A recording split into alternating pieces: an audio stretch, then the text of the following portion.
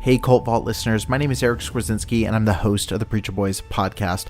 On my show, I interview survivors of mental, physical, and sexual abuse within the independent fundamental Baptist cult.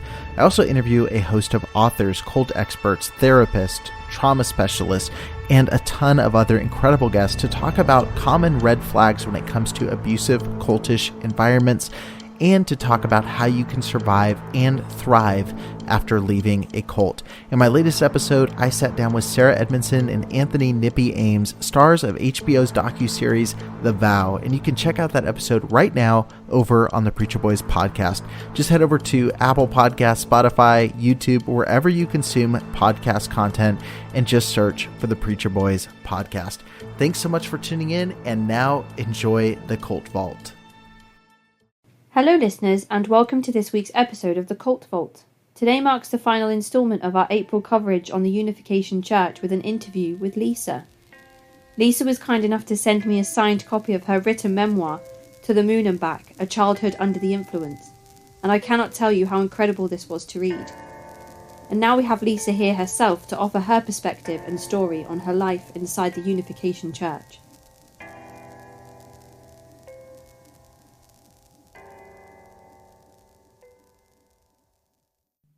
Hello, Lisa, and welcome to the podcast. Today, we are going to be having a deep dive into the Unification Church, and this is going to be a roundup episode of this month's coverage.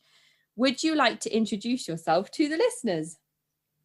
Yes, thank you, Casey. Hello, everyone. I am Lisa Kohn, and I'll say my line since you're asking me to introduce, and then I can say whatever else you want me to say. But the way I describe my childhood is the best seats I ever had at Madison Square Garden, which is a huge indoor arena in New York City. Best seats I ever had there were at my mother's wedding, because my mom got married on July 1st, 1982 with 2,075 other couples.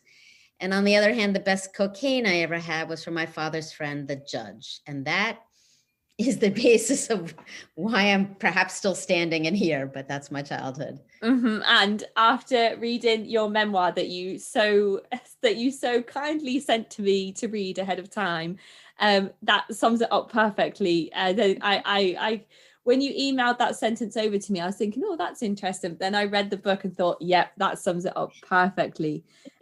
So for anyone who hasn't listened to any previous episodes or might be unsure, what is the Unification Church? The Unification Church, I like to refer to it as, in America, the cult of all cults in the American age of cults. It's was founded as the Holy Spirit Association for the Unification of World Christianity in the 1950s in Korea. Reverend Sung Myung Moon was the Messiah. We're never allowed to say that, but he was the Messiah, and he was from South Korea, and it was one of the huge cults. It was a very, when I was in it, puritanical cult. In the States, it was the people who were standing on the street corners selling flowers. It's the huge mass weddings where, with my mom, 275 other couples, but they've had even bigger weddings than that. So it's I can give you more background about it, with the teachings and stuff. Would that be good? Yes? Yeah. I think that'd be a great place to go. So the way I describe it, and I describe it from the way I knew it when I was there versus maybe things I found out afterwards. It's a combination of Judeo-Christian thought and then Eastern philosophy.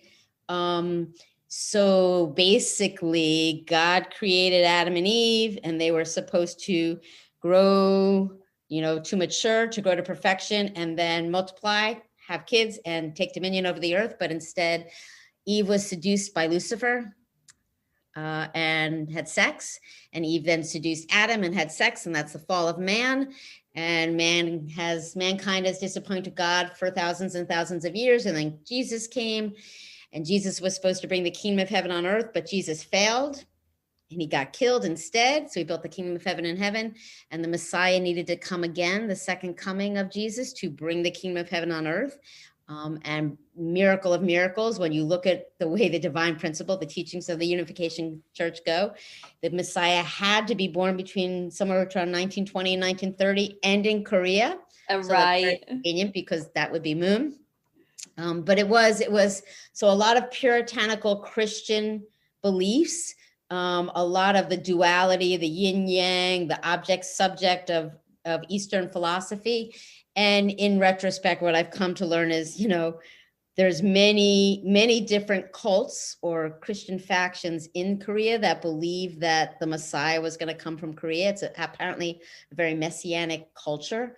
But yeah, that was kind of the basis of the teachings. And the interesting thing I found after reading your memoir, and I'm going to keep mentioning the memoir, which is called To the Moon and Back.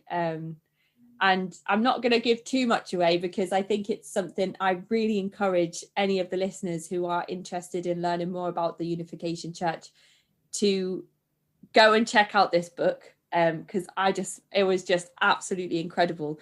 So I'm going to keep referring back to it, but try not to give too much of it away. But what I gathered from your writings is that your experience with the Unification Church is quite unique in comparison to some of the other people I've spoken to. So I've spoken to some people who joined in later life, sort of 20s, 30s, who were seekers, looking for something, were love bombed and had those experiences, or, proselytized to on the street and those types of situations. But then there are those who were born into the movement and were second generation Unification Church members, but you didn't have that experience. Your experience is slightly different to that. Yes. So my mom would be the seeker who was love bombed, and it really is a unique experience, the love bombing. It is intentional. And yes, a lot of the people you've spoken to, their parents were also married in that huge mass wedding in Madison Square Garden, like Jen, only that they were born to those parents. No, so my mom and dad, they got together very young. My mom got pregnant. They got married when they were 19, had my brother, had me when they were 20. By the time I was 2 or 3, they had split, and it was the 60s. So I was the child of hippies in America, right?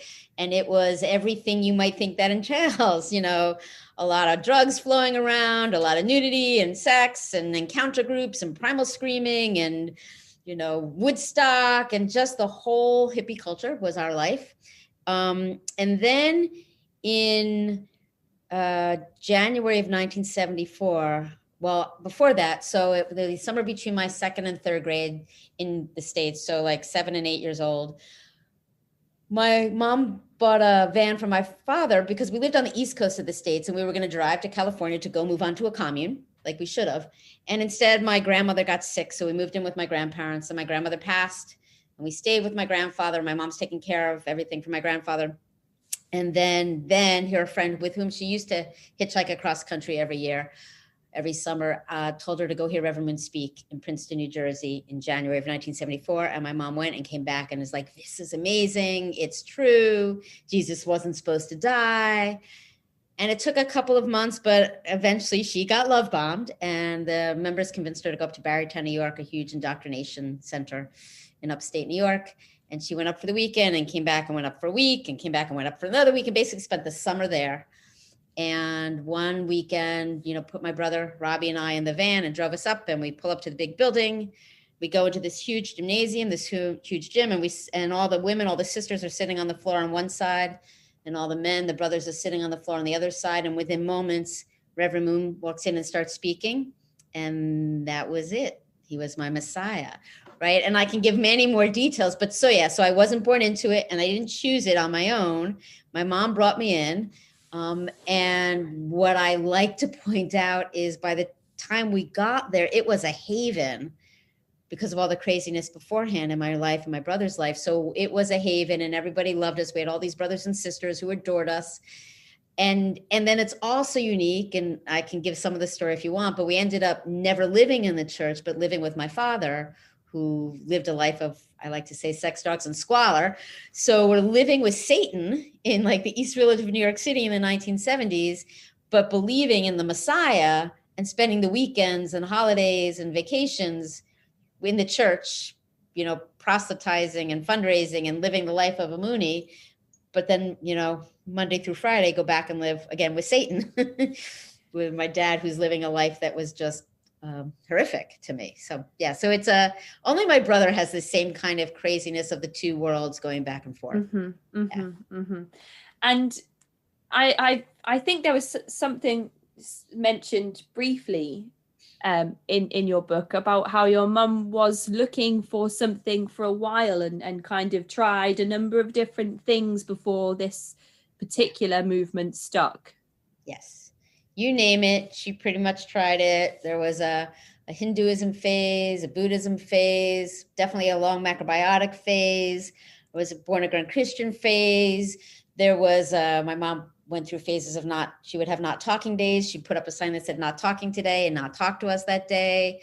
She was always searching. Now, some people I know say, well, she became a Moonie because she was searching. And I clearly have to say, everyone is susceptible, right? You don't need to be a seeker to end up in one of these situations. But my mom was definitely a seeker, always looking for something. Absolutely. And your relationship with your mum, you felt very, very close and protective of her. Yeah. In retrospect, I probably was the mom, right? So my parents were my mom, again, they were 20 when they had us. And to this day, my mom's not all the way sometimes mature, it seems. So yeah, I was always very close. And especially when my parents split, my dad left and I was rocked and terrified. I literally we used to live in the bottom floor of a building, and my mom would go down the hallway to do the laundry and I would stand in the doorway screaming because I was convinced she was going to leave too and she wouldn't come back. And ironically, she did end up leaving us, right, to move into the church. But so my whole world revolved around my mother. I was even at that point before the church, I was terrified of my dad's life. So I was always more comfortable with my mom and always wanted to be with my mom. Yeah. So would you say that is a pretty good summary of what your life was like before the church entered sort of any part of your knowledge? Yeah, it was,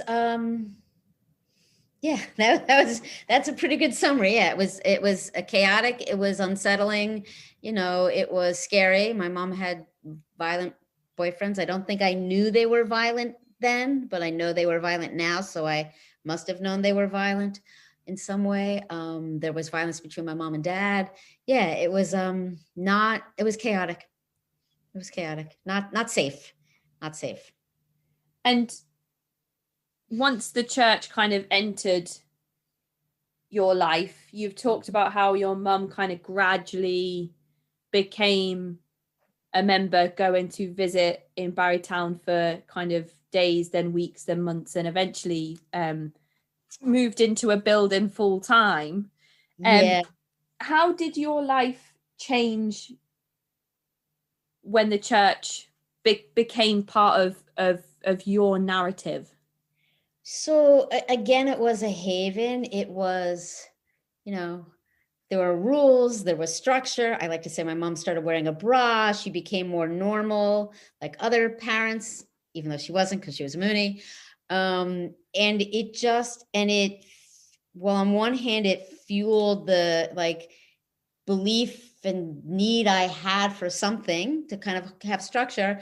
And the other hand, in much retrospect, it fueled the belief that I was damaged and sinful and bad, right? Because you do learn that you're damaged and sinful and bad in a cult like that. So it fueled me in the good and the bad, I guess. And so what happened was my mom started going in more and more and more and more. We lived outside of New York City, about an hour out of New York City. And then she finally sat us down in a chair and she said to my brother and I'm maybe 11 and he's maybe 12. She said, I feel like I need to be there more often. What do you think I should do? And we said, you should leave. leave, go, serve God and true parents, Reverend Moon and Mrs. Moon. Leave us and go. And so ironically, she moved into New York City to live in a church center full time, to run what was called then the IFA, the International Family Association, which was the group for people who had kids and couldn't move into the church. And even more ironically, my mom spent most of her time in the church caring for all the other blessed children. So to this day, I meet people and they say, oh my God, your mother took such good care of me. Wow. Like, yeah, she did. So she moves out and I'm 11 or 12. And I didn't really realize this, but my grandfather was also a judge. And when my grandmother died, he got depressed and he stopped practicing his cases. And then when my mom left, he got more depressed and he really stopped practicing his cases and taking care of his clients. And then he got disbarred. He got kicked out of being a lawyer and a judge. And apparently the police were doing circling the block on a suicide watch for him. And I was shopping, cooking, cleaning, running the house. I was, running everything at that age. When I think about it now. And then my grandfather was supposed to go to court and maybe would end up in jail. And instead his doctor put him in the psychiatric ward of the local hospital.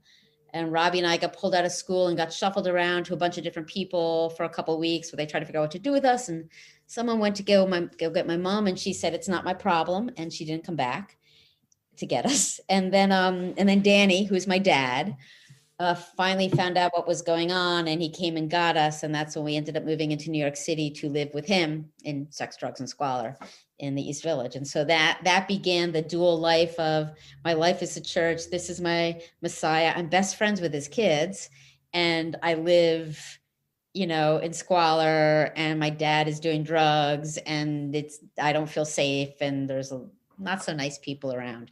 So that kind of started that whole part of it. Mm-hmm, mm-hmm.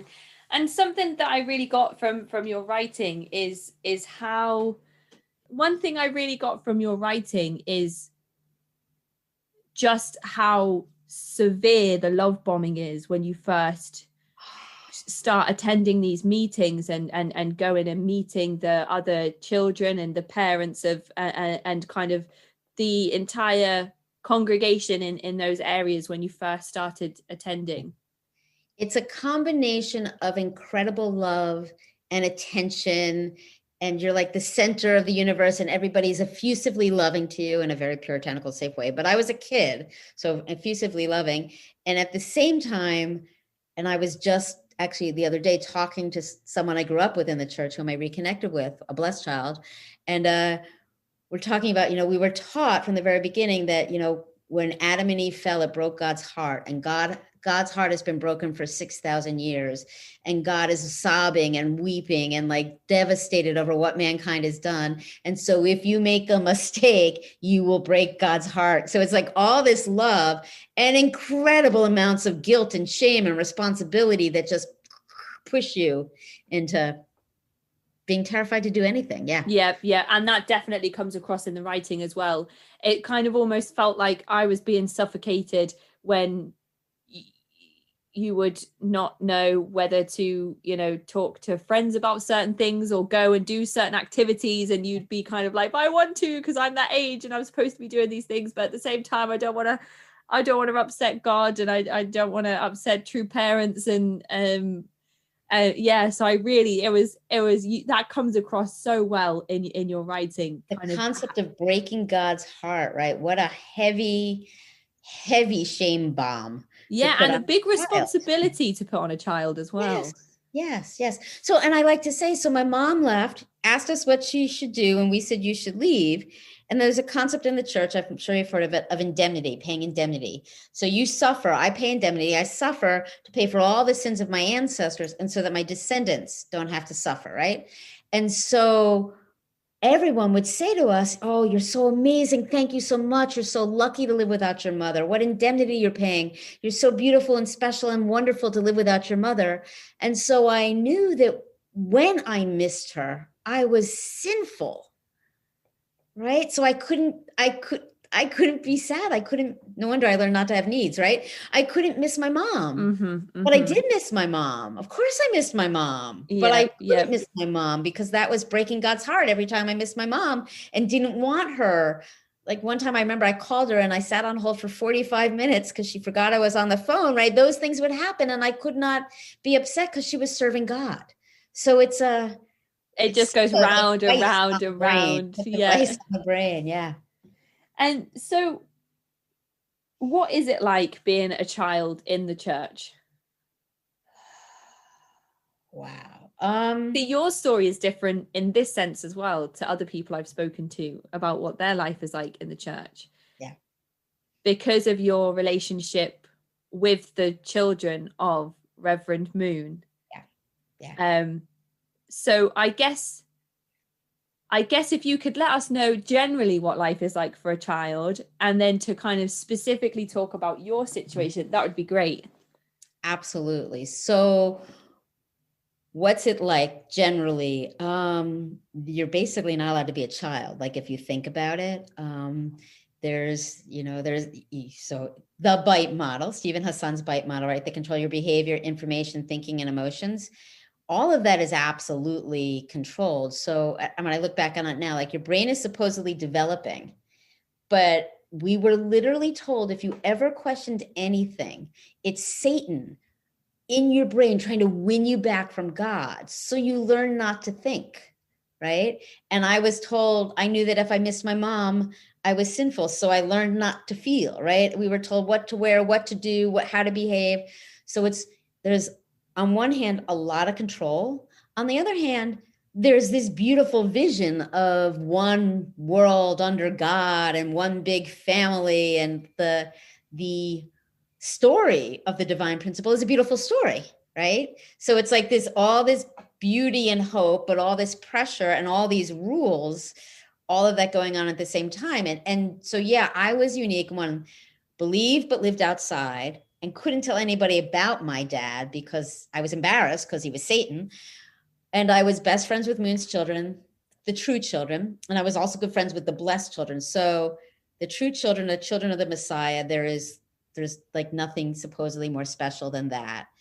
And the reality is they were just kids. Mm-hmm. And they were, on one hand, they had no rules. They could get away with anything. We literally would throw stones at members, right? And the members would say, thank you for throwing stones at me. Oh, gosh. And on the other hand, they were watched like in a fishbowl and judged for everything they did for being a child. So, right, that's their life. And then there's the blessed children, right? And so in the big blessed marriages, when couples are blessed in marriage by Reverend Moon, their original sin is removed. And so their children are born without original sin. The blessed children are very special. There's a lot of pressure on them. Very special because they have no original sin. And then there's me, right?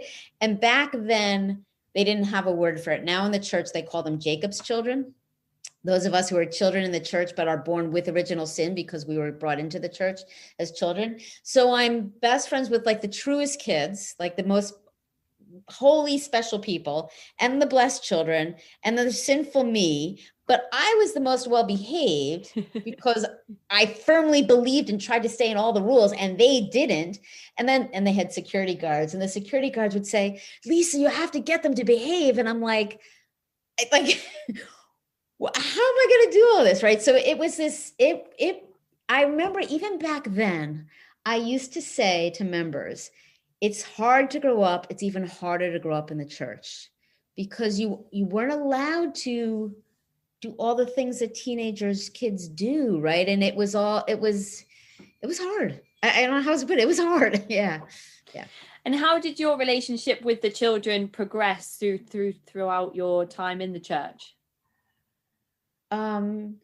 When I first met them, when they had just come over to America. Specifically, I was friends with Injun and Unjun and really with Injun. They had just come over to America. They are 2 and 4 years younger than me. Injun's 2 years younger and Unjun was 4 years younger than me. They spoke no English. We were the only other kids, so we just played. And then as we all grew, right, I'm older than them, but they are definitely wilder than I am. So I would always, whenever I would, see them on the holidays or sneak off on Sunday service when Moon would speak, would always get in trouble for doing that. We would always sneak away from the guards and play, but it was always a sense of, I don't deserve to be with you. And I can't actually be myself and I can't let you know who I am. And you probably don't actually really like me because I'm sinful. And this went on for a long time. And then, as you know, from reading the book, so when I am about 16, first what happens is, so the summer between 11th and 12th grade in the States. So that would be, I was 16, almost 17 years old. Danny, my dad sent me to music camp for the summer to keep me away from the church, I'm convinced, because every other summer we've been in the church. And I go to music camp, and for the first time known to me, I become friends with people who are gay or bisexual. And it's a huge sin. huge sin in my puritanical church. And so I write my mom and I'm like, what should I do? These are my friends. And she writes back and she says, they're sinful, they're evil. You can either convert them or just stay away from them. And for the first time, I can't agree with it.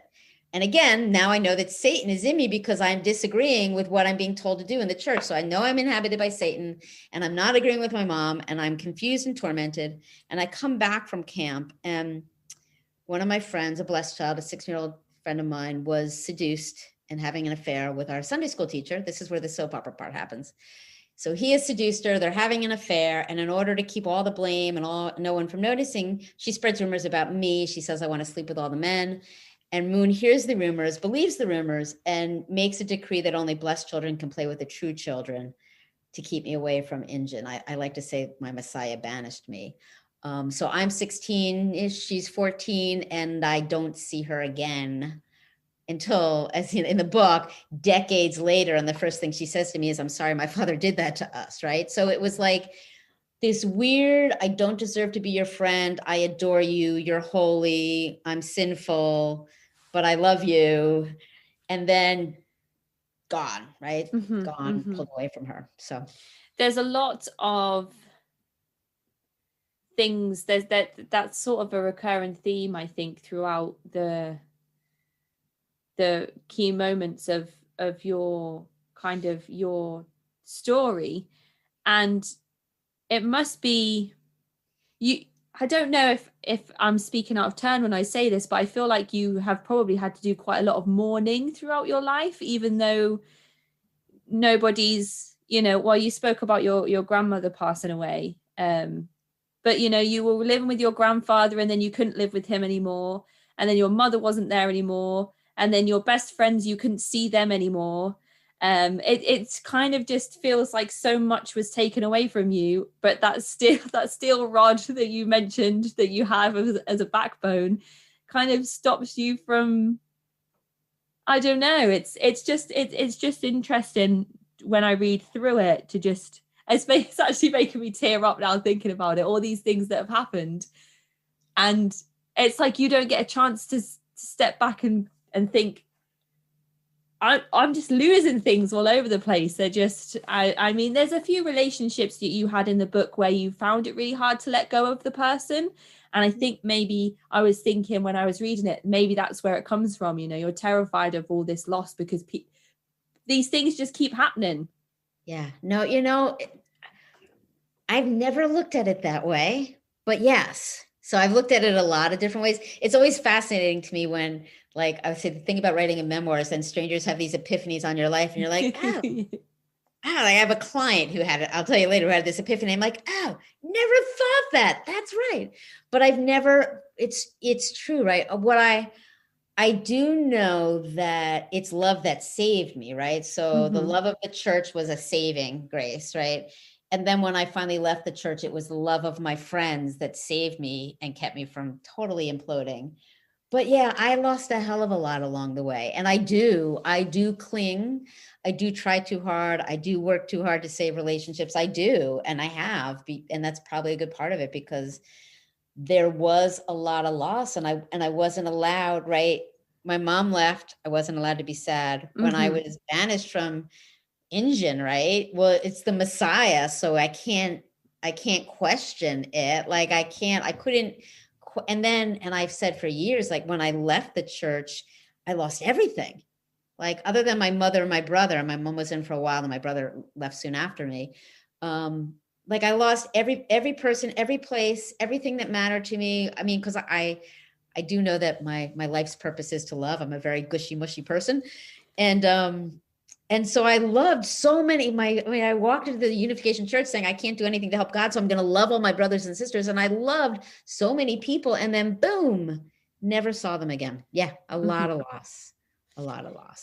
And in a way, it's very telling that an entire rule or an entire piece of doctrine or whichever phrase you want to use to apply to the situation was created by Reverend Moon because he was so worried about the influence that you specifically as an individual could have on his children. Yeah. So And the that funny must thing make you is- feel a certain way. Oh yeah, like look, the Messiah He's did this making about me. rules But up what's because of you. funny is I was the like squeaky cleanest of Yeah. anybody. Like to this day, I will like I reconnected with one of my friends who I grew up with in the church in the book. And she's like, yeah, I'm talking to my brothers. And we're all like, why Lisa? Like Lisa was like, they all tried all these things. I didn't do anything. And I got in trouble, which is another, like, that's my, one of my things is like, one of my scars from the church is this terror of disappointing people, messing up, whatever. But I got in trouble so many times for things I never actually did. Right. Yeah. So it's mind blank bad word there, right? It's just like totally messes with your mind when you start to look at that stuff. Yeah. And I think on top of that as well, you punish yourself for doing things that you haven't even done yet as well. So you've got all this punishment coming from things that you haven't done that you're being blamed for. And then you're also doing that to yourself before you've even committed to doing something that may be sinful in the eyes of the church. So there's so much conflict and everything going on. And it just comes across so perfectly what it is like to be involved in such a highly coercive environment. It just comes across so well. And it was like this special, I refer to, like, I'm not an onion, people say peeling the onion. I'm not an onion. Have you ever had a ball of yarn that you've forgotten to make into a ball and then it just becomes this knot and it takes like 3 days to undo it? That's my brain, because if you look at it, right? So I do believe that I actually was molested when I was very young. Right. So then you take that and the shame that puts in one's body and psyche and soul and everything. And then from there, forget. And then my dad leaves. And then I end up in this puritanical cult where I'm sinful and sex is bad. Right. And then my mom leaves. Right. So I'm abandoned again. And then I live with Satan, and my dad is completely inappropriate. And he used to call me slut as a term of endearment and used to offer to sell me to his friends for drugs. And then I don't even realize this. People read the book. All these older men in the church are completely inappropriate with me. Right. And I'm this like sweet, clean little kid, but all this sexual stuff is going on around me in a puritanical cult.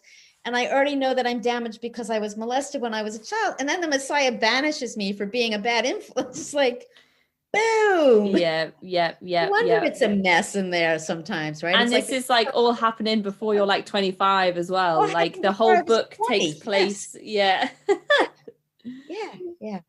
Yeah. And so then I felt guilty and punished myself for things I never did. And then when I left the church, I punished myself. I tried to self-destruct in many different ways for leaving the Messiah. And before we get to sort of the ramifications, so to speak, of kind of leaving the Unification Church, what was your education like? Because sometimes people are homeschooled, sometimes people attend public school. So what was it like for you and your experience? It was public school all the way. It's funny because when I do book readings in the States, right, I ended up at Cornell University, which is one of the Ivy League universities in the States, supposedly one of the better schools. And invariably people are like, how'd you go? Like with all this craziness, how'd you go to Cornell? And if I'm in a room with people from my high school, which is Stuyvesant, which is a specialized math and science high school in New York City, they're like, that's because she went to Sty. And I went to Stuyvesant because when we moved in with my dad, so it was always public school, and then we moved in with my dad, and I can say many tough things about him, but when we first moved in, he kept us out of school for a month because he's like, you guys have been through the worst and we're just going to play. And then he went, and it's the 70s in New York City, so the public school system is horrific. And there were apparently 2 good junior high schools relatively nearby, neither in our district. And he took us to one, and the principal said, they can't come here. And he said, well, then they're not going to go to school, as only my father will do. And so she put us in the school. And the junior high school I went to was a feeder school for my high school. And then my high school is a feeder school for college. And I test well, and I'm smart, whatever, I can do well in school. So my education was fine. And that's when I finally really crashed and burned, I looked so good on the outside. that I thought I was fine, right? And I looked fine, and I had a good degree, and I had a good job, and I managed not to get too addicted to drugs. Like I skirted disaster so many times, but I was outwardly completely functional. Yeah. So I looked good on the outside. And what's it like being a part of mainstream education and being a member of the Unification Church? Oh, so yeah, when we first joined, I tried to convert people and they thought I was crazy and weird. Then we moved in with my dad, and that was Reverend Moon. He spoke at Madison Square Garden, and then he spoke at Yankee Stadium. And I literally used to go to junior high school. I'm 12, 13 years old, and I'm going to school with this huge button pinned on my shirt with Reverend Moon's face on it, right? And nobody is more, hated in New York City than Moon at the time. So people were like, "Are you a Moonie?" And totally got, wasn't fun. And so then when I went to high school, I somehow knew not to tell anybody anymore. And so the story is I became friends with this group of friends, right? And I became friends, but I really kept a distance because, they're all sinful and they're all have bad influences. And I would go every weekend upstate. I called it, I'm going upstate, because at that point I lived in New York City with my dad, and my mom was either up in Tarrytown, New York, where where the nursery was, and there was a lot of Moonies up there, or even when she was gone, I would still go up there. And so apparently I saw one of my friends a number of years ago, and he's like, "Yeah, we're all there one day going, where does Lisa go? Where does Lisa go? Where does Lisa go on the weekends?"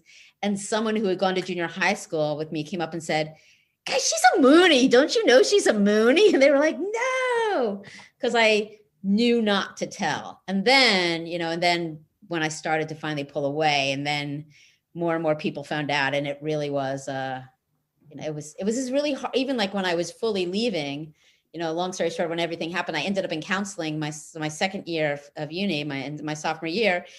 And I talked about all these things, but I never talked about growing up in the Unification Church with that counselor, because I knew she would judge it. So my first year, I was still a Moonie. My second year, I'm, anorexic and starving myself, but never talking about the fact that I grew up in a cult, because I knew not to talk about it. So it was living these, I hid my dad from the church. I heard the church from the world. It was, everybody out here hated that. Everybody in here hated that. It was really caught between. Every now and then my brother and I think about, how did we go back and forth every week, right? How did we go from one to the other? It must have been harder than I even realize for myself to assimilate in the two different worlds. Yep.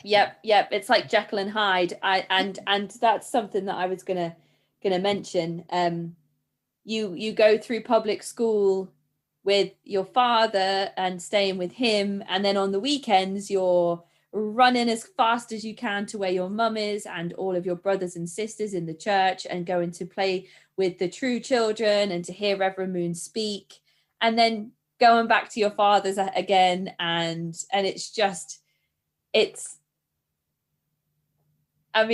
to kind of talk about the yin and yang, that's kind of like it's like chalk and cheese, isn't it? It's two completely different lives, and you're going from one to the other, right, without any respite, without taking a breath.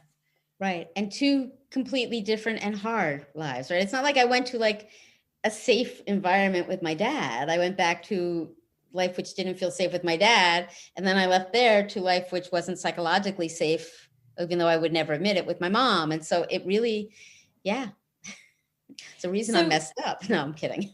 How does your journey through the church progress to the point where you decide to leave? So you've talked to a lot of people, right? And so we talk about people who are physically in and mentally in, physically out and mentally out, physically in and mentally out, physically out and mentally in, right? So my story, so I become friends with people who are gay or bisexual. I start to question. I come back, Moon banishes me, and I go to my last year of school, and I go, okay, you joined as a 10-year-old. You're a kid. I'm now 17. So now as a 17-year-old, you're going to pull back a little bit and make an adult decision to join and never question again. Like this, you have to go all in. So I stopped going to the church every week, and I spend more time at home with Danny on the weekends. I become friends with more people in school. I spend more time with my friends in school. I enjoy being with my friends in school. I find more unconditional love and support than I did find in my supposedly church, which is all about love. And I become very like tormented and confused. And as I feel myself pulling away and I know I'm sinning and I don't know. And I start experimenting. I experiment with alcohol. And then in April of my last year, I throw a party for my best friend and for this boy. And I get drunk in the party and I kiss this boy. And then I have a boyfriend, right? Biggest sin. And all hell breaks loose. And, you know, my mom locks me up in the New Yorker hotel and takes me up to Barrytown. And what are you doing? And members stop me on the street and yell at me. And everybody's all freaked out. And you're going to fall. You're going to sin. And, I'm confused, right? I'm like, oh, my whole high school yearbook is like, what will you do? What will you do? What will you do? And so I go off to university. I go away to school, and my boyfriend Adam stays in New York City. And I decide I have to break up with him because I have to go back, and I can't break God's heart, fail, fall, be yet another person who lets God down. And I go off to college, to university, and I don't break up with him. And I still knew Moon was the Messiah. I just didn't want to do it. Like I talked to a lot of the blessed children who like knew from the age of 13 and couldn't wait to get out. And not that their path was any easier than mine, but I'm so jealous of that because I decided not to do it and knew how awful and sinful I was. Everything.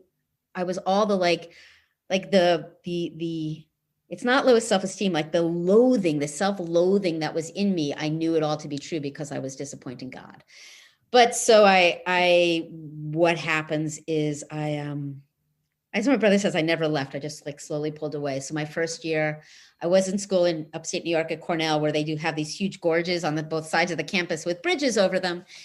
And it's a story about people jumping, but I did. There was one day I walked across the bridge and I almost didn't make it because it would have been easier to jump and die than to leave. But I didn't jump, right? This is the first time I don't know. And I went back and then I started talking to more and more people about it and people would ask me about it. And I have a very dear friend who I think every night we'd be in a room and I would say, but what if it's right? But what if it's right? But what if it's right? And to which he finally said, well, what if it is right, but it's not right for you? Mm-hmm. And for whatever reason, that's what I held to. But then my sophomore year, my second year, I actually finally had sex with my boyfriend. And then I stopped eating, probably to kill myself for doing that. Right. And I like to say, I'm not heavy now. And I was probably about 30 pounds lighter than I am now. My junior year, I went away to uni at Sterling for a semester, probably the most free time I ever had. And then when I came back, my boyfriend Adam was dealing and doing a lot of cocaine. So I started doing a hell of a lot of cocaine, including with my father's friend, the judge. And finally, at one point, realized the summer after, between like that year and my last year, that I was doing it every day and looking for it every day and had to stop. So I managed to stop that. And then my last year, I got involved with someone who already had a girlfriend. And I just got into worse and worse relationships. And after college, I got engaged to someone who drank a hell of a lot and was really, really mean to me when he drank. And when I look back, I'm like, I was just punishing myself and slowly trying to kill myself, I think, for how awful and sinful and failing God and all of that I carried. I mean, I've been out. I mean, that was 40 years ago, right? When I slowly drifted away. And, my brother one day sat my mom down and said, I'm out. I still haven't told my mom I'm out. I'm like, maybe, wow, I'll tell her. But I slowly drifted away. But only like this past summer, I was in intense trauma therapy. And I realized that there hopefully was, maybe still is, a part of me that knows I should have jumped. I should have jumped rather than leave, right? And that's how deeply that belief was carved into me. So, yeah. And do you remember at what point you realized that maybe Moon isn't the Messiah? No. No, I don't. That's a good question. Right now, I know that, although I can tell you that when the book came out, people had asked me things and I learned some of the I think, truths of how the church was actually really founded that Teddy, I'm sure, shared with you. And I could not talk badly about Moon. Like someone would ask me a question and I literally would not be able to talk because my brain would shut down. So when I left, I could not think about anything about God, right? Because if I thought about God, it was the God of my childhood and I needed to die. So I just went like this, hugely like that. And then I ended up engaged to this man who drank a hell of a lot. And luckily, before I got married to him, someone pointed me in the direction of Al-Anon, the 12-step program for those of us hugging the alcoholics. And I literally, I go to my first meeting thinking, tell me if he's an alcoholic. There's no way I would ever be with an alcoholic because I'm way too functional and I'm smart. And only to discover, my dad's dad was in A for the last 5 years of his life. My dad drank and drugged every day of my life. My grandmother, my dad's mom, was addicted to everything under the sun. And I grew up in a cult. Like there's every reason. And so that's when I started looking at it. And I remember the one point I ended up in, therapy in the beginning and group therapy. And the group therapist turned to me and she said, you have to integrate the church in order to heal. And I said, no blanking way. Like the only way I'm going to be surviving is to never look at this. Now, clearly I have, but that's the only way I could keep it. Mm-hmm. When did I know he wasn't the Messiah? I don't know. That probably took a really long time for me to be able to. And like I said, my brain still wouldn't talk evil, badly about him. It took a really long time for me to say that and know that. And I will tell you, maybe other people won't say this to you, but I do believe it to be true. Almost everyone I've talked to, if not everyone, says at one point, what if I die and I find out it was right? I have these conversations a lot because right? Like I know he's not, but what if he was? Yeah. And the listeners are already gonna know probably what I'm gonna say. But I've spoken to people, ex-Scientologists, ex-Jehovah's Witnesses, ex-Pentecostals, and I always think to myself, what if at the end of all of it, one of these tens of movements that I've kind of explored, what if at the end of it all, one of them turns out to be the right one? And it's strange to think about because they're all claiming to be the right one. All claiming to be the right one, the absolutely right one. Yeah. Well, and in the book ends as I go back. I do not intend to connect with Injun. I intend to connect with someone else who then connects me with Injun, and I end up seeing her again. And I go to hear her speak in the Manhattan Center. So I'm going back to the place she's speaking. It's like they're singing the hymns, and I walk into that day thinking, and at this point, my kids are, I don't know what, 8 and 2. I don't know how old they're, but I have 2 kids. And I'm thinking, what if I have to go back? What if I go in and I know that it is true and I really, really need to leave my children like my mother did and go back? Oh gosh. And luckily I walked out, I'm like, no, I don't. But like that, it's like, I can feel it as I say it to you that morning because even honestly, I had to grieve losing the church. Yeah. Yep. Which is a weird thing that people don't understand, right? But it was still in me. Like, what if I go and hear her speak and I go in and I'm love bombed and they're love bombing me and I'm watching all of this? What if I realize that I have to leave my family like my mom did?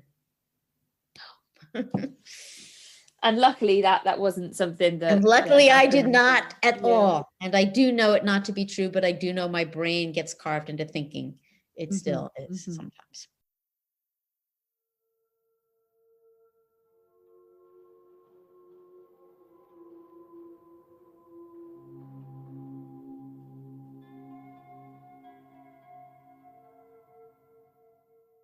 A quick word from our sponsors.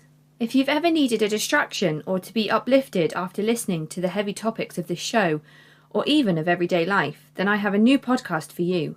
A series of spoken comedy essays, short and funny and available now. Notes on Nothing is a sit-down comedy podcast, a series of short spoken essays on inconsequential subjects. Ever wanted to know more about certain topics and then realised you couldn't really be bothered to research them because it really isn't important? In the words of the host, this podcast is what happens when somebody actually follows through. Not in that way, You know what I mean. Notes on Nothing, a comedy podcast available today on Apple Podcasts and wherever you get your podcasts.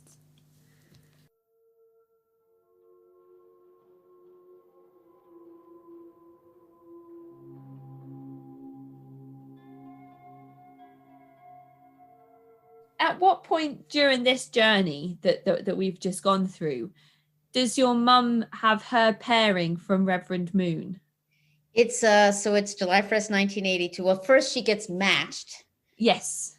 She gets matched. She gets matched while I'm still a full believer. So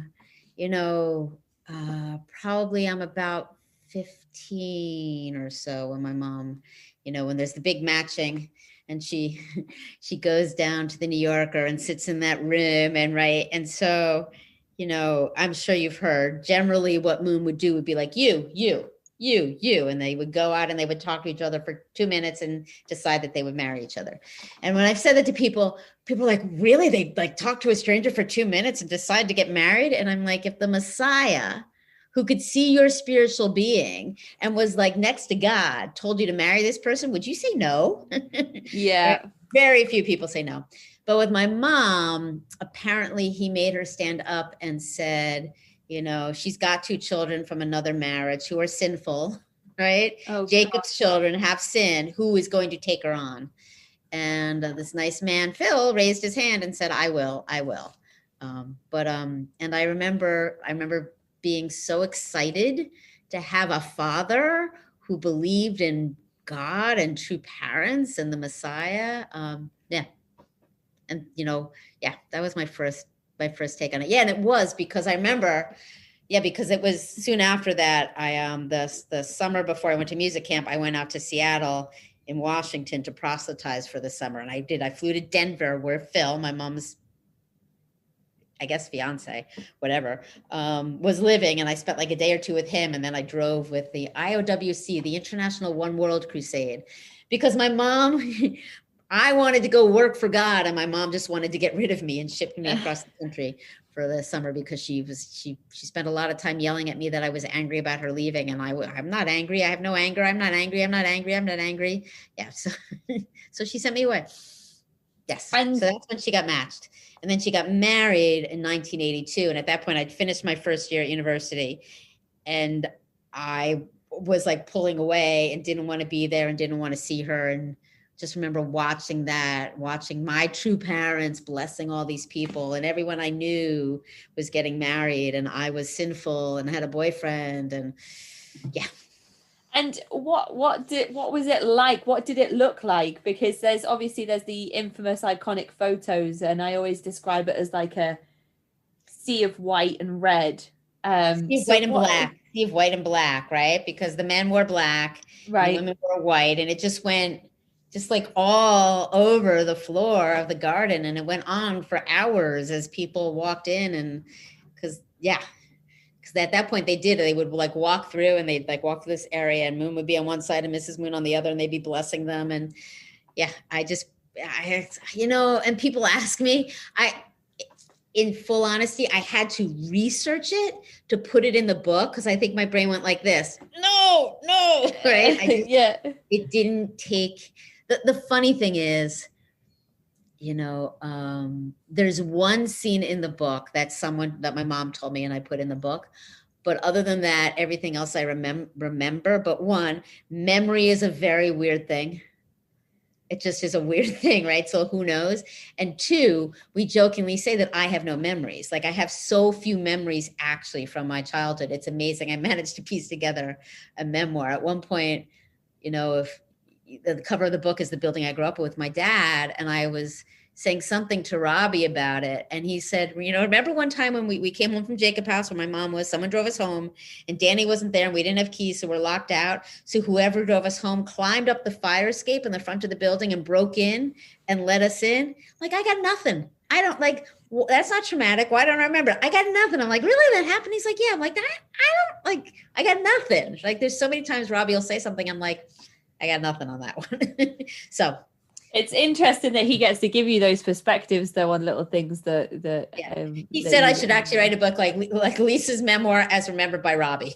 Yeah, yeah, yeah. I'm like, what happened then? What happened then? Because And- yeah, he remembers it a lot, and I shut it all out.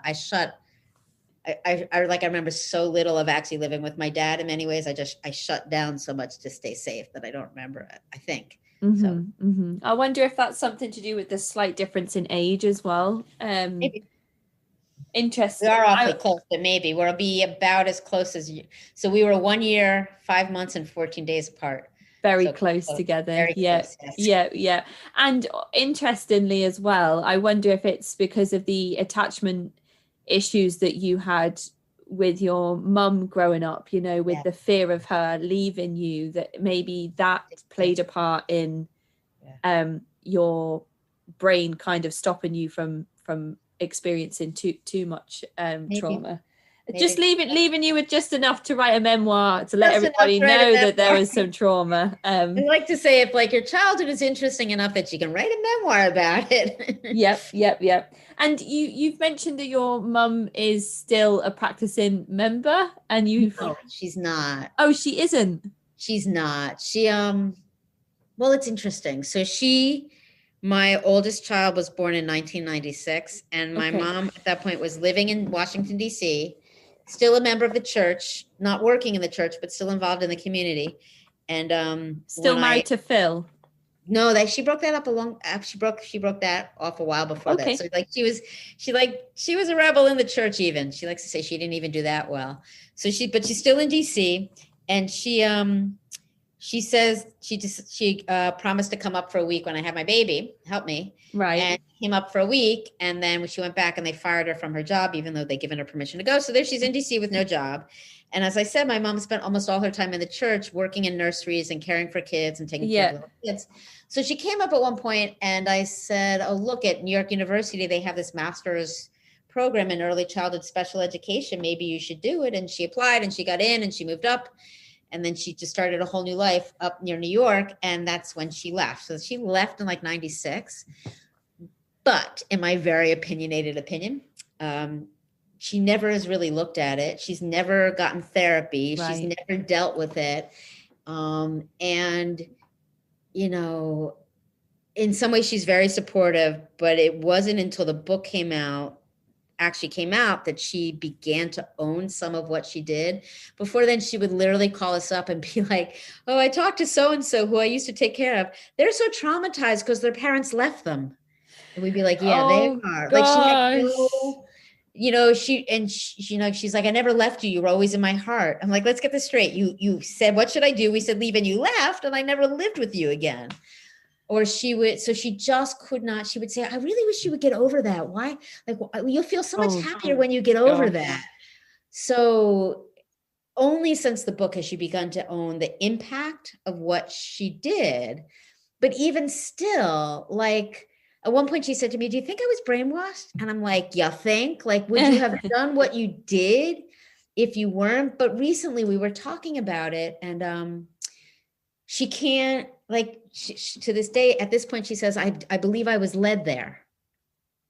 Like, or you were brainwashed and love bombed and indoctrinated. But so she, like, I know she doesn't, I don't think she thinks Moon is the Messiah, and she doesn't belong, and she doesn't practice, but there's some part of her that still hasn't fully, like the physically out, mentally in kind of thing. Like, she hasn't fully said, it was a lie, right? It was bad.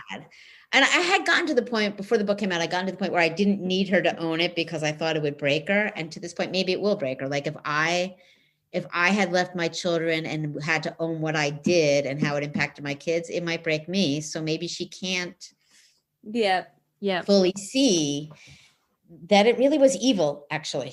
Really was evil. Yes, absolutely. And I wonder if she says that she was led there to stop herself from having to admit that she was a victim of all of the awful coercive tactics that are used by these types of groups. Yeah, that's exactly how the conversation started, because there's a chance someone will kind of make a script about this, and they were saying, well, you were a victim and your mom was a victim.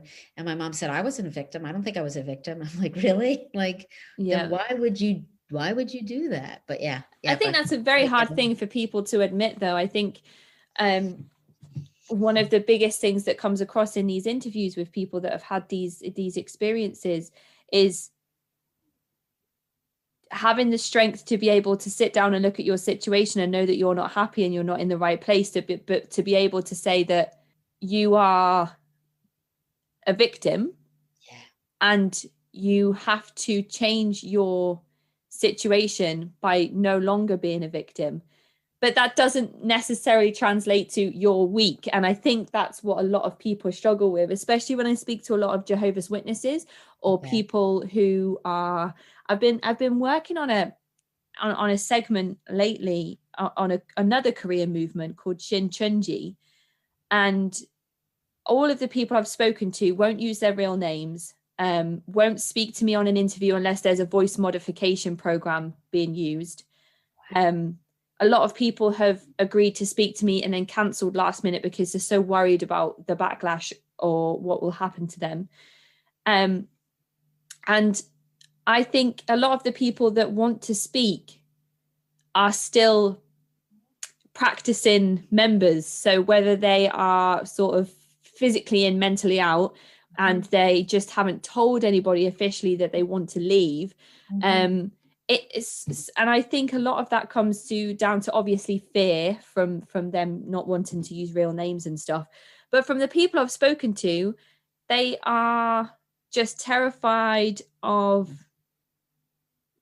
thinking of themselves as weak and victims as well. And that's why they are still, and that's why a lot of the time people in these movements and Jehovah's Witnesses and those other types of religious movements as well, people are still in the movement because they don't want to admit to themselves that they are kind of in a place of being a victim, because I think some people see that as weak.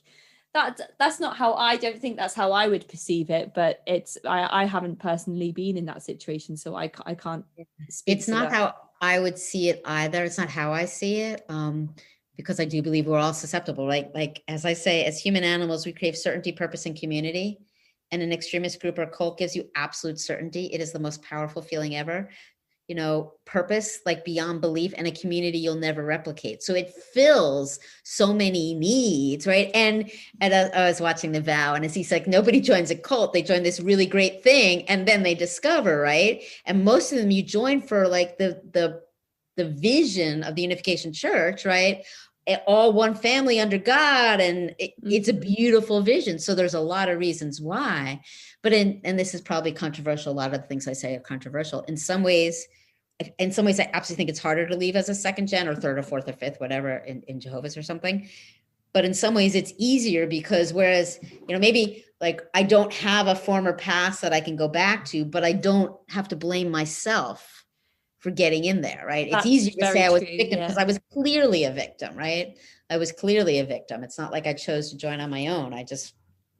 Someone said to me, why'd you believe it? I'm like, well, why'd you believe whatever your parents told you to believe? Like, if your mom says this is the Messiah and everybody bows to him and takes their shoes off when he comes into the room and he has this aura, you believe, right? Yep, so yep, absolutely. In some ways it's easier to say I'm a victim when I clearly was a victim.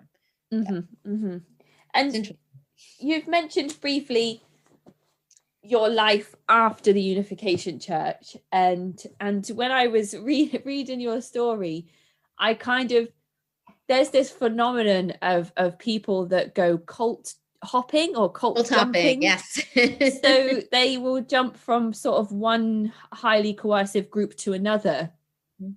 And when I was reading through your story, I felt as though there was something similar happening, but not with different cults, but different things that were addictive, whether that was sort of your addiction that you've mentioned with drugs, or with your addiction around food and well, the control that you had over kind of how much food you were eating and or not eating, and developing sort of the eating disorder.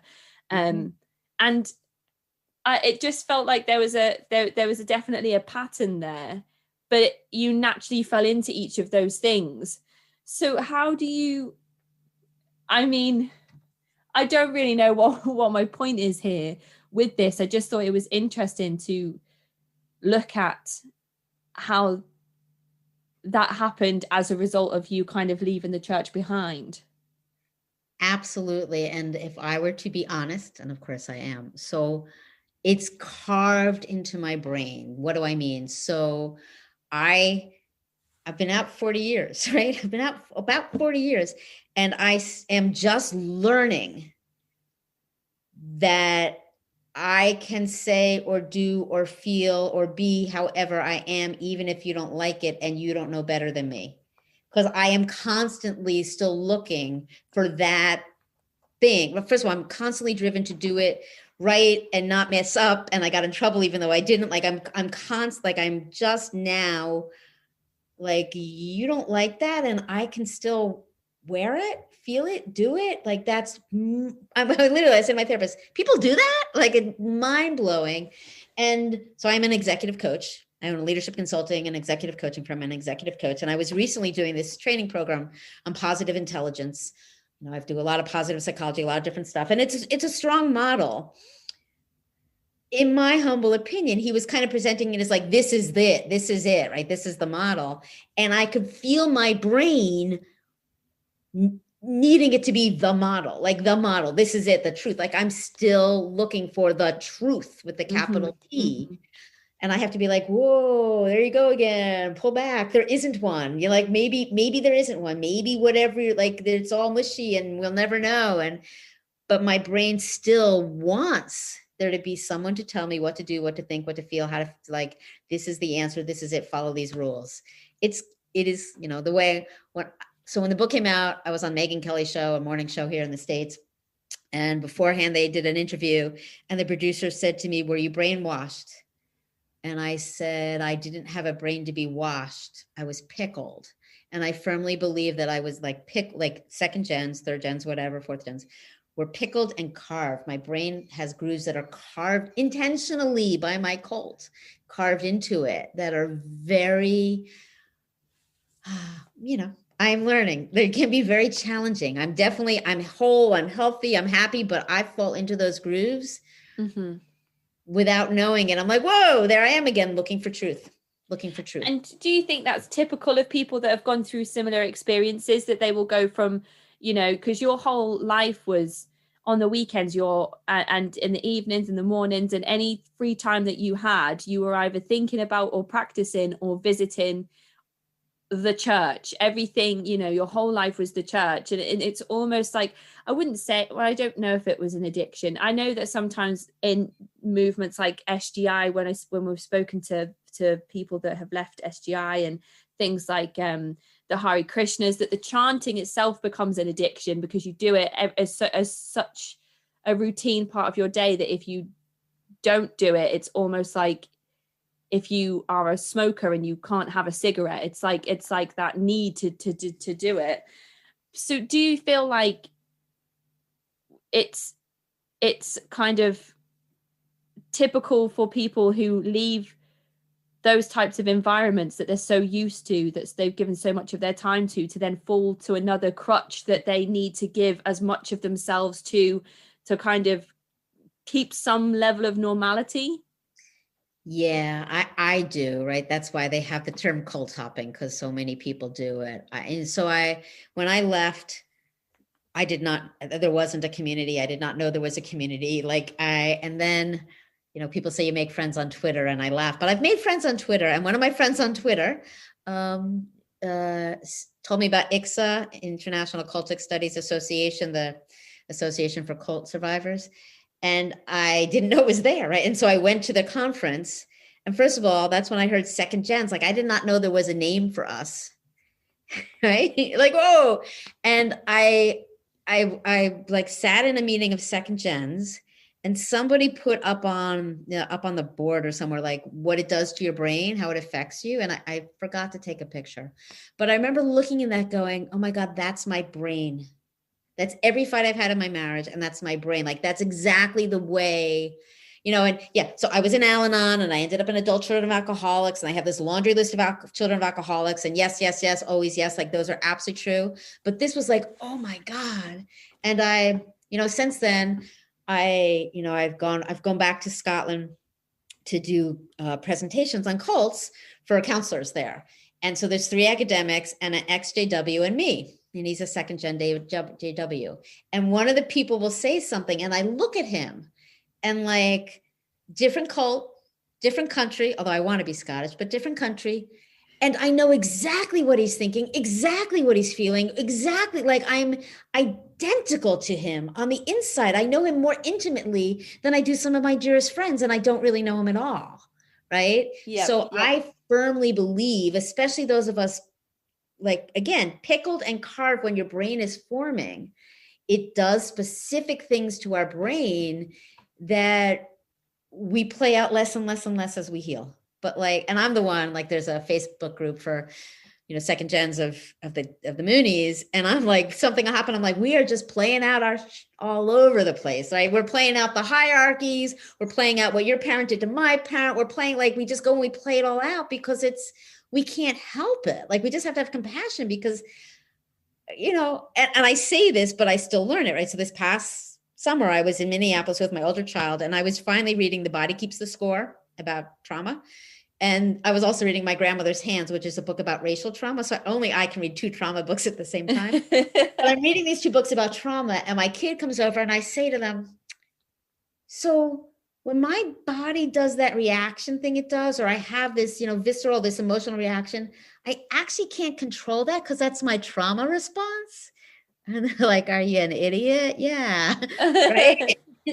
So like, it's still, I'm like, oh, but I have to have huge compassion because probably for the rest of my life, I'm going to have trauma triggers and I'm going to look for truth. Like I was literally with these other coaches in this program, and I'm like, look at me. I'm looking for this to be the truth. And I'm like crossing every T and doing it perfectly and never dropping anything. And somebody said, if I did it your way, I'd die, right? Because I'm all in because it's truth. Because my brain is still craving that. Like, it has this big hole that had a plug. It is an addiction that had a plug of truth in it. And it's still, then I'm like, no, your truth. So what got me out of the church was, what if it's right, but it's not right for me? And now probably my next book is the line, what if it's not right, but it is right for me? Okay.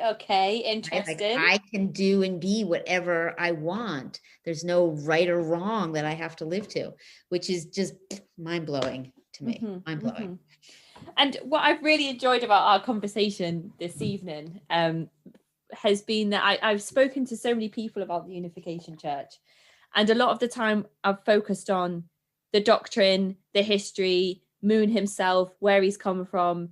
They're much better at that than I am. If you talk to Teddy, absolutely. Yeah. Teddy was talking about Reverend Moon's semen and passed around to people. Semen is in the holy wine or holy salt. I was just like, I know, I heard these things in my brain. I was like, oh God, yes. So we talked about all of those things. Yes. And Jen mentioned some of the history as well when I spoke to her. And but what I've really enjoyed talking to with yourself is more of your personal story and how personally you were affected by the types of cult-like methods of control that were used not only on you but on your mother. And just the contrast between trying to live a pure life under the church in an impure environment with your father, and all of his friends, and the drinking and the drugs and all of that stuff. And it's not a perspective I've had it is a pleasure. It's a pleasure for me to speak to you, but obviously it's not a pleasure for me to be like, oh, you suffered so much in your childhood. Come and tell me about it. But I really do appreciate the perspective that you've been able to give us today. And I know that the listeners will be interested to hear more of a personal story and less of the kind of analytical, statistical, kind of historical side of things. I am not good at the analytical stuff. I mean, when I left, none of that was there, right? Yeah. And so it's when in the last few years, meeting Teddy and finding Born Under the Moon and all of that I've seen, and it was formed as a sex cult, like all this, that he has an illegitimate child who I knew when we were kids, didn't know he was Moon's kid. Like, I talk to him now, I'm like, I didn't know you were Moon's kid. He's like, I didn't know I was Moon's kid. Yeah. Right? Like all of that. I can only tell my personal story of it first, again, being a haven and then being disaster, right? It's people say, like, well, first of all, people sometimes say to me, I'm reading a book, I'm really loving it, I'm really enjoying it. I'm like, great. But people say you don't make the church sound bad in the book in some ways. And I'm like, let me be really clear. It was a cult and it is destructive. It was a haven for me when I got there, and I could only write what my experience was. And where there were people who were physically and sexually molested, if I don't remember it, right? So I could only write my experience. And my experience was physically benign, emotionally and psychologically kind of messed up. But like, I wasn't sex trafficked and I wasn't beaten, and I wasn't, so I couldn't write about it, so I can only tell my story. But yeah, but my real story is what it did to my brain. And how do we undo that, right? Yeah. I do say my story is unique, but unfortunately the themes are universal. And even if you didn't grow up in a cult, a lot of people still have shame for stuff they should never have shame for, and absolutely guilt and shame and self-loathing that we need to get rid of that. We just need to get rid of that. So. And I think when people say that you don't paint the church badly, you're just such a young, innocent person, and that does come across. And when you said the church was like a haven, that's how, and the love that you got and how safe you felt, and being able to be with your mum, which is all you ever really wanted at that age, to be with her, and you got that chance on the weekends. But then the effects that the church has on you for the rest of your life, that's not a good place. It's interesting because there's a friend my friend when I was in like 5th and 6th grade, right? When we moved in with my grandparents, and she became my best friend. And then we used to have this argument over whose family was more weird, because her parents were divorced and her mother wouldn't even let her father on the steps. And so we used to have this debate. And then when my mom left and then we left, she's like, you win. But so I reconnected with her because of the book. She found me because of the book. And she said to me, oh my God, apparently we used to take her with us on the weekends into 71st Street into New York City. And she said, I loved going there. Oh. Everybody was so nice and so warm and so loving, and we had fun and we played. She's like, I loved going there with you. It's like, okay, yeah, that's what it was for us. It was just like love people it was bad because my mom was there, but everybody loved us and adored us and took care of us. Yeah. So. Yeah. And you wonder if a child whose parents have obviously a tumultuous relationship and have gone through kind of like a severe divorce, if a child wouldn't want to go to a place where they can experience all the love in the world from everybody, and it's it's unconditional, or so it seems unconditional at the time. Interesting. And I did actually want to ask you about what you think of the true children now, because I think one of them, if I'm right, one of them took their own lives. One of them jumped off a building in Las Vegas. One of them at least OD'd, Hyojin, who I knew. So, my mom was like, really? I thought it was a heart attack. I'm like, of course, that's what they told you. Many of them have left. And then you talk about one of them in the book being a little bit of a rebel when he was younger, and he's turned out to be like a really awful, horrible person. Yeah, so I have a different view, right? Most of the second gens hate the true children, bar none. And I do not disagree nor blame. when I left, they were still kids, and I saw their lives sucked. It was so hard for them, right? It just was. And I do believe when people tell me like how horrific, the ones who stayed, how horrifically they paid out. Like when you're born with privilege like that, when you are the Messiah's children, whether or not you believe to be the Messiah, you again can get away with anything. Moon had billions and billions of dollars, so they've led these very privileged, very wealthy, very extravagant lives. I cut them a little slack because I know what it was to be them. Yep. And because I'm mushy and I hold duality all the time, and I cut a lot of people slack, very few other people cut them slack, right? And I've gone back and forth with one second gen, it's close to my age, and she's like, but they're adults and they should be able to make a choice, right? And truth be told, at one point when I got back with Injun, I said to her, why? And she said, it's my family, right? And so I'm not going to probe, why and whether and if it's okay. And I'm not going to support the church, but I the youngest sons run Sanctuary Church, where they are armed. They are armed. They are armed. They stormed the Capitol. They stormed our Capitol. They were there. I've seen videos, right? They're armed. Oh, gosh. It's terrifying. It's evil. And my heart still breaks for these people because, abusers abuse, right? And so their lives.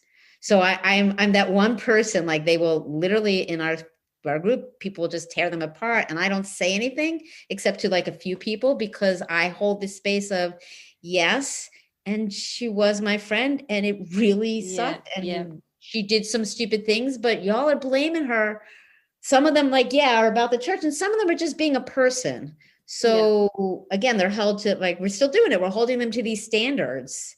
So it's very, I don't talk about it often because like she's in my phone. I don't talk to her, but I could. Yeah. Right? Yeah.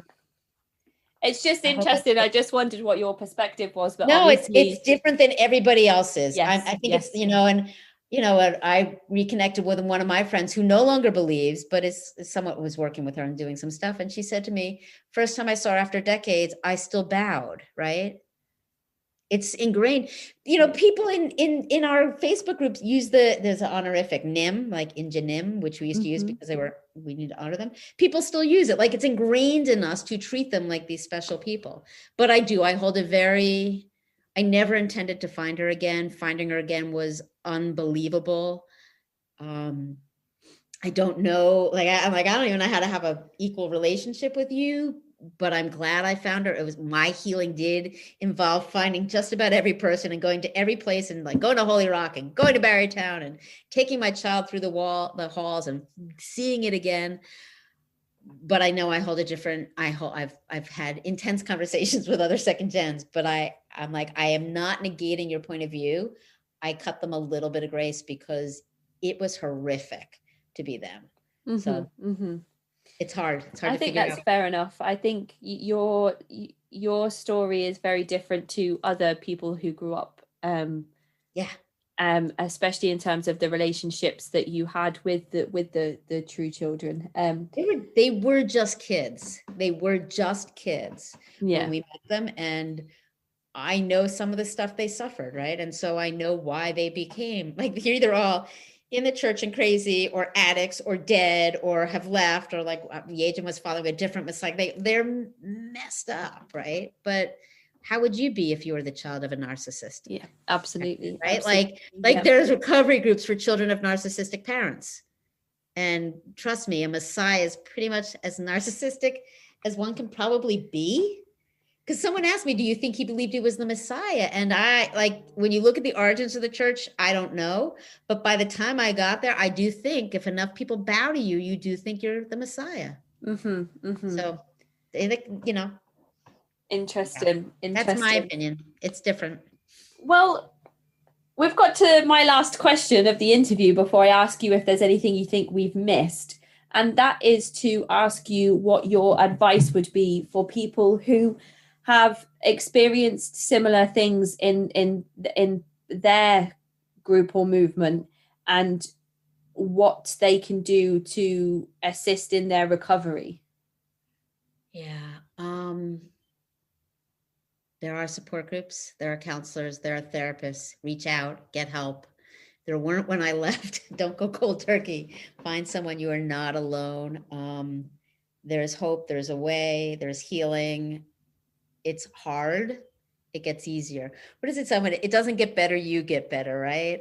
It's definitely, you talk to Jen, and Jen taught me to say that's the cult talking. Like, I've learned to identify the lies that I was taught that are still in my brain, but there is a way to separate. There's a way to get out. There's a way to find life on the outside. Yeah. I mean, when people ask me why I wrote the book, I'm like, I don't think I really thought it through, but why I'm promoting it, I have 3 key messages, and it relates to this. And the first is, extremist situations exist. As I said, I think I said before, they're extremely intoxicating, they're prevalent, they're dangerous, right? Did I say all 3 of these before? Maybe I did. I'll say them again. It happens, right? So for anyone who feels hopeless or damaged beyond repair, there is hope, and you're not damaged. When the book came out, like, I've been out for decades and I've healed in so many ways. And I think I realized I still thought I was damaged, right? I have damage, I have scars. I'm not damaged. It's very different. And I've been hopeless, and I can be hopeless, but it's much less. So for anyone who feels in that space, there is light, right? There is light, and you can, like, I will still look for truth, but it's not like it used to be. And then, as a species, from my work, from my life, I do believe that we are just, most of us, way too hard on ourselves and self-critical and self-judging, and we're just mean, and we need a huge dose of self-love and self-compassion, right? And and compassion for others, but first compassion for ourselves. So yeah, if you're in that space, go to icsa-home.org, and there's a list of therapists and counselors and support groups, right? There's people all over the world who can help you find a way out. So, or reach out to me. Like, I can't help you, but I can help you find someone who can help you. So yeah. Yeah. And Lisa's book is called To the Moon and Back. And it's a fantastic read, and it's definitely a great resource for anybody who's feeling as if they are unique in their situation and would like to find a connection with somebody who has gone through something similar. I feel like that would be a great tool for somebody to have that book as a companion going through those motions. But I do actually have one more question before we finish, and that is to ask you, this is more for my benefit, I guess. Did anybody reach out to you after reading your book and that you hadn't spoken to, kind of happy or unhappy with the way that they were portrayed in the book?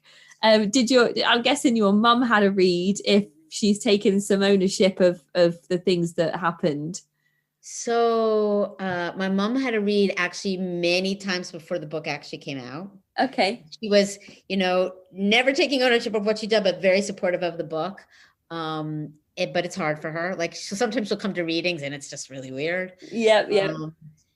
My dad, to this day, so Danny had a stroke like 13 years ago, and he's in a nursing home. He's in a home, and he lost the left side of his body and his right eye. And he's a very old 78-year-old man, and he still hasn't read it. And for a while, he couldn't remember that I did it. And then he's asking me again to read it. And I was just like emailing my family going, do I let him read it? Because like, he thinks the worst thing he ever did was leave me with my mom. So I haven't decided yet if I'm going to let him read it.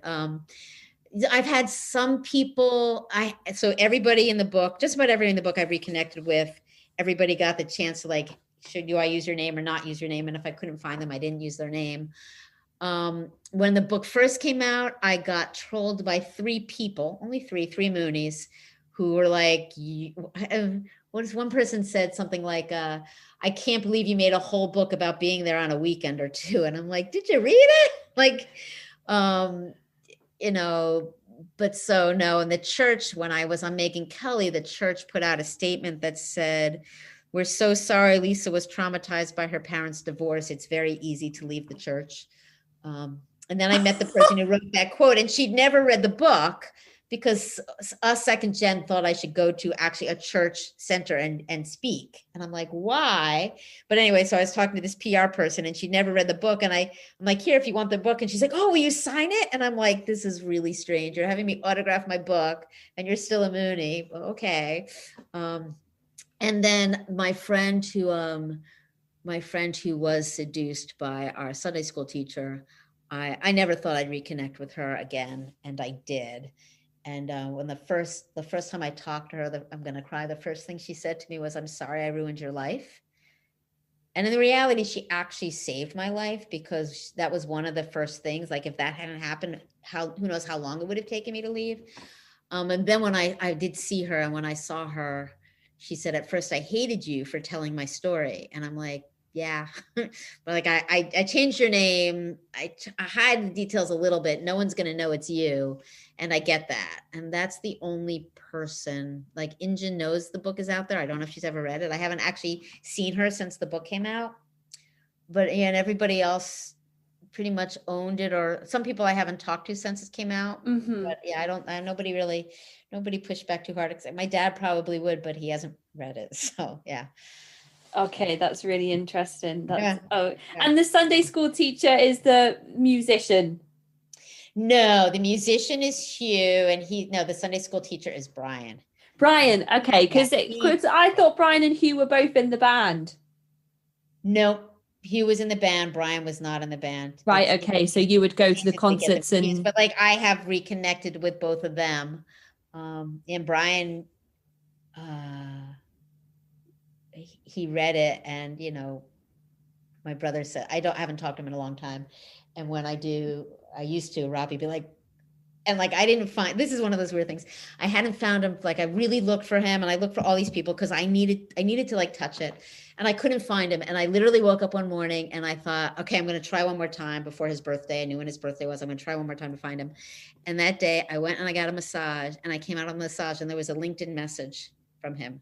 And I was like, whoa, no, that's spooky. I made him find me. And then he came, and I saw him one day, and he was just as, let's just say that the way he messed with my brain and everything did not end when I was 16. And he was like, it should have been you. I'm like, thank God it wasn't me. Thank God you picked her. It was this or whatever. So I don't talk to him anymore. Every now and then. Oh, I hope he doesn't hear this. But anyway, when he first, when he read the book, and he realized he actually owned, to his credit, he owned what he had done to her and to me. Because if you remember, there's one point where he almost forces me to sleep with him, but he doesn't. He almost does.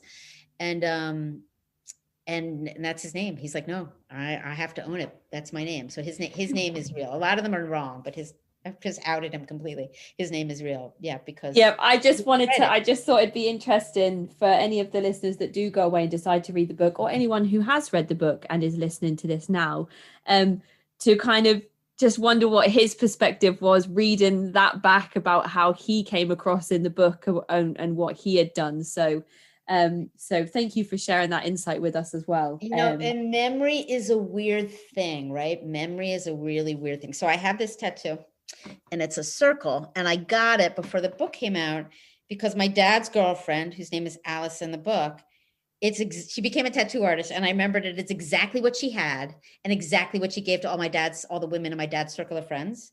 It's not exactly what she has, nor do they all have the same thing, right? But it's exactly what I remember. So I got it, one, to represent, owning that part of my life, and two, because memory's weird, right? So all I can say is, there are like some lines I absolutely remember, maybe they happened, and situations that I remember and kind of put together, but memory is weird.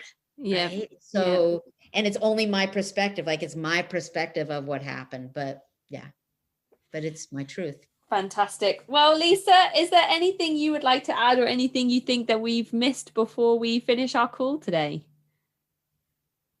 I don't think so, other than thank you for staying up so late with me. It's honestly, it's such an honor, such a privilege. that it's been wonderful to speak with you, and thank you for what you're doing and the stories you're sharing, and for the chance to tell my story. And I hope to stay in touch. And one day I'll visit Liverpool, and I'll meet both your children, because by then you will have the second one for sure. Yes, baby Cult Vault on the way. Yeah, fantastic. Well, I have just really enjoyed not only talking over email, but also getting to know you through your book, and then having the opportunity to sit down with you this evening and have this exchange and talk about some of the things that, not every person gets to read a book they really enjoy and then sit down with the author and have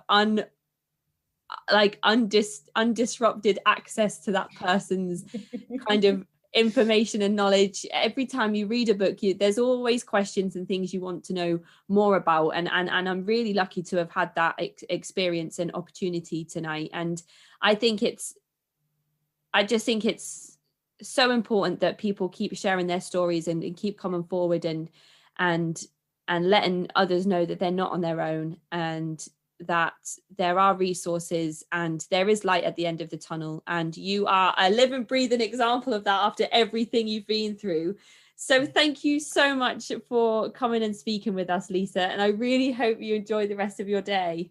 Thank you, Casey. I hope you enjoy your evening. It's been truly delightful. Yeah, the hashtag I use now when people reach out to me is we are all in this together, right? Like we got to join together and help each other heal from all of it. So thank you so much for giving me the opportunity to be here. It's been a pleasure talking with you. Thank you, Lisa. I'll speak to you soon. I hope so. Bye. Bye.